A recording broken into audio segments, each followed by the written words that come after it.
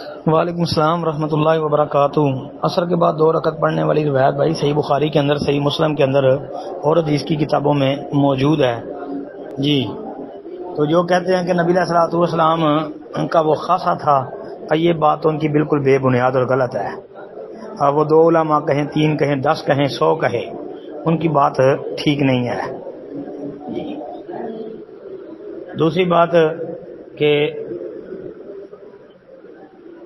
یہ نبی علیہ الصلوۃ والسلام ایک وفد کے ساتھ مصروف ہو گئے تھے، تو آپ علیہ الصلوۃ والسلام نے وہ 2 رکعتیں عصر کے بعد پڑھی تھی، یہ حدیث میں تو آتا ہے۔ لیکن اس کے بعد نبی علیہ الصلوۃ والسلام ہمیشہ یہ 2 رکعتیں پڑھتے رہے، حتیٰ کہ نبی علیہ الصلوۃ والسلام کے صحابہ سے بھی یہ 2 رکعتیں پڑھنا ثابت ہے جی۔ تو اس لیے اس کو خاصہ کہنا یہ تو بالکل بے بنیاد اور غلط بات ہے۔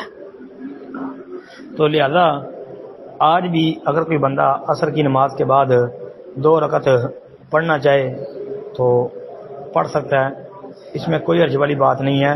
اور اس پر میرا تفصیلی جواب ایک دفعہ نہیں کئی دفعہ جو ہے وہ آ چکا ہے انشاءاللہ۔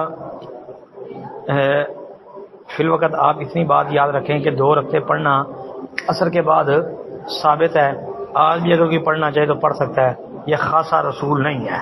اس کو نبی علیہ السلام کا خاصہ قرار دے کے ترک کر دینا جی، اور یہ فتویٰ دینا یہ درست نہیں ہے جی۔